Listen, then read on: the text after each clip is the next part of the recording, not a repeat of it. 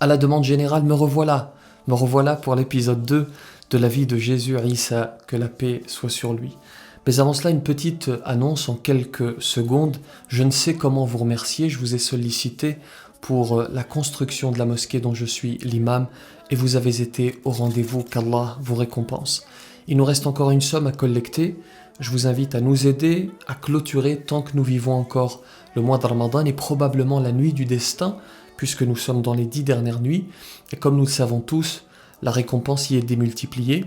Vous avez le lien dans la description pour cela, pour faire un don. Merci du fond du cœur pour votre soutien. Si vous n'avez pas vu l'épisode 1, je vous invite à faire pause, à aller le visionner pour bien comprendre, puis à revenir.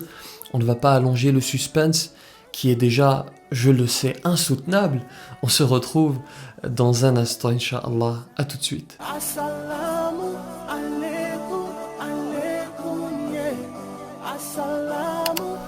Bismillahirrahmanirrahim, assalamu alaikum wa rahmatullahi wa barakatuh. Bonjour à toutes et à tous. Dans l'épisode précédent, on avait évoqué Maryam, Marie, la mère de Jésus, paix sur lui. On avait évoqué sa famille, la piété qui était la sienne, et on avait évoqué cette naissance si particulière. Marie va donc prendre son enfant et va aller vers son peuple. Et comme nous l'avions évoqué, ils sont choqués, parce qu'il s'agit d'une pieuse qui a, selon eux, bien sûr, commis un grave péché. Ils ne croient pas sa version des faits. D'ailleurs, le Coran précise cela par le verset suivant: « Qalu ya Maryamu laqad ji'ti shay'an fariyya » « Ô Maryam, ô Marie, tu as fait une chose monstrueuse. » Sous-entendu, elle a eu des rapports illicites, donc on comprend qu'ils ne la croient pas. Marie est ensuite qualifiée, et vous allez le voir, c'est assez subtil, elle est qualifiée de Ukhta Haroun, sœur de Haroun, sœur de Aaron. La question que l'on se pose immédiatement, c'est qui est ce Aaron? Qui est ce Haroun? Est-ce qu'il s'agit de Haroun, le frère de Moïse, le frère de Moussa alayhi salam? Et pourquoi particulièrement ici, son peuple fait le lien entre elle, entre Marie et ce fameux Haroun? Eh bien, il y a divergence sur la compréhension de cette qualification. Vous allez voir, c'est intéressant. Certains savants ont une compréhension littérale du texte.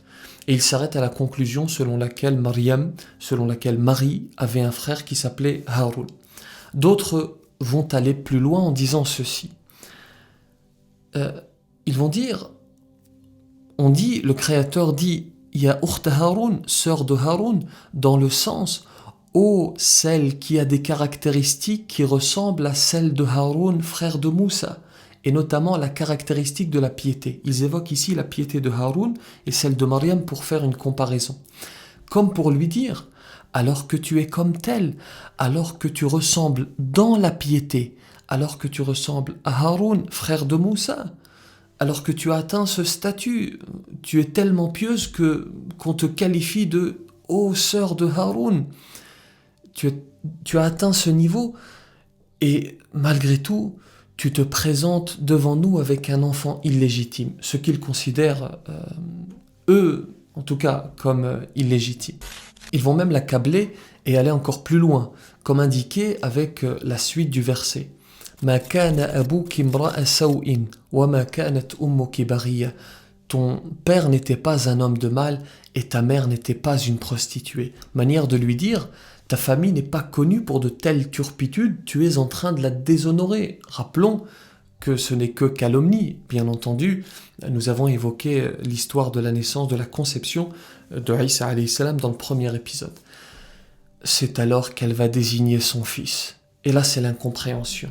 Ils vont s'offusquer en répondant « Mais comment veux-tu que nous parlions à un bébé dans son berceau ?»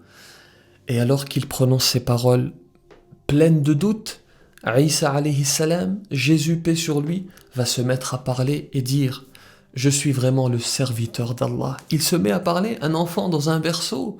Et nous croyons fermement en cela. Cela fait partie de la croyance du musulman. Et la stupéfaction totale. Ensuite, il va citer des informations à propos de son futur. Informations qui lui ont été révélées, bien entendu, par le Créateur, puisqu'il est le seul, subhanahu wa ta'ala, notre Seigneur, et le seul à connaître l'invisible. Il dit ceci. قال إني عبد الله آتاني الكتاب وجعلني نبيا وجعلني مباركا أينما كنت وأوصاني بالصلاة والزكاة ما دمت حيا وبرا بوالدتي ولم يجعلني جبارا شقيا والسلام علي يوم ولدت ويوم أموت ويوم أبعث حيا. Le Créateur dit ensuite ذلك عيسى بن مريم قول الحق الذي فيه يمترون. Tel est Jésus, fils de Marie, parole de vérité dont il doute. Il ne convient pas à Allah de s'attribuer un fils, gloire et pureté à lui. Quand il décide d'une chose, il dit seulement soit et elle est. Le Créateur nous confirme par ces mots que Isa, que Jésus, est le serviteur du Seigneur et non le Seigneur. Jésus n'est pas Dieu. Il nous confirme qu'il est serviteur du Seigneur et non le fils du Seigneur. D'ailleurs, Isa, alayhi salam, Jésus, n'a jamais demandé à être adoré. On pourrait prendre pour preuve ce dialogue qui aura lieu le jour du jugement entre Isa alayhi salam et le Créateur.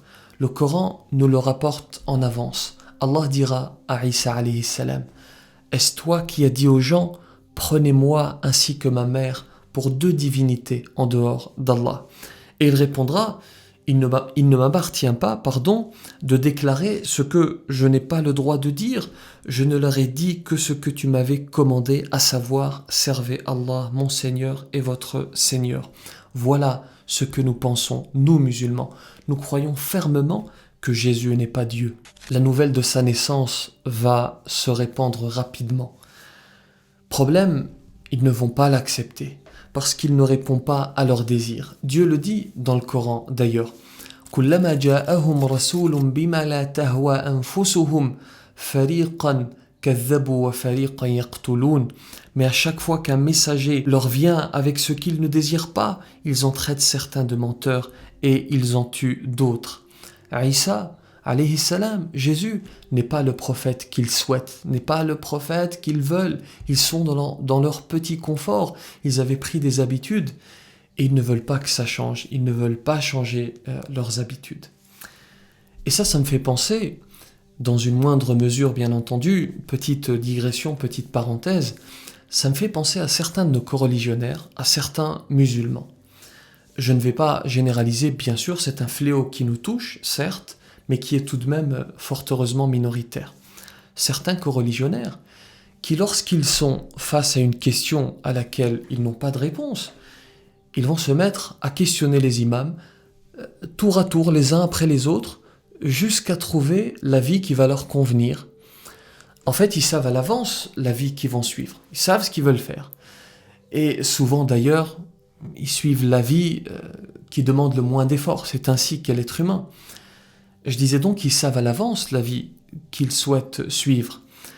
Mais en fait, ils veulent coller cette responsabilité.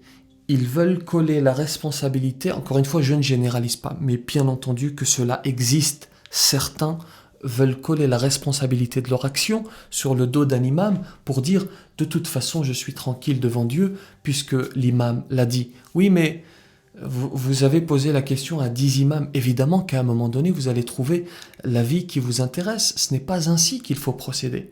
Et d'ailleurs, ils existent, fort heureusement, ils sont peu, mais ils existent. Ces théologiens qui vont prendre des avis marginaux, ou plutôt qui ne vont prendre que les avis les plus marginaux, excusez-moi de le dire, pour faire plaisir, pour dire « ne vous inquiétez pas, l'islam c'est dans le cœur, l'islam c'est simple ».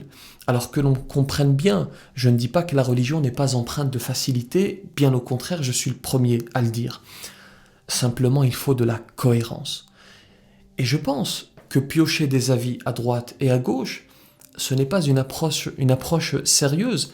D'ailleurs, vous avez un prédécesseur qui s'appelle Suleyman at-Taymi, qui disait « In akhadta bi rukhsati kulli alim, ijtama'a fika ash-sharru kulluhu » Si tu prends les autorisations de tous les savants, tout le mal va se rassembler en toi. Bon, reprenons après cette petite digression. Je vous disais donc, ils n'acceptent pas ce prophète. Ils veulent un prophète selon leurs désirs.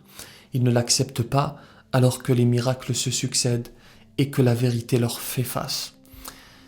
Vous imaginez, il naît sans père, il n'a pas de père, il parle dans le berceau.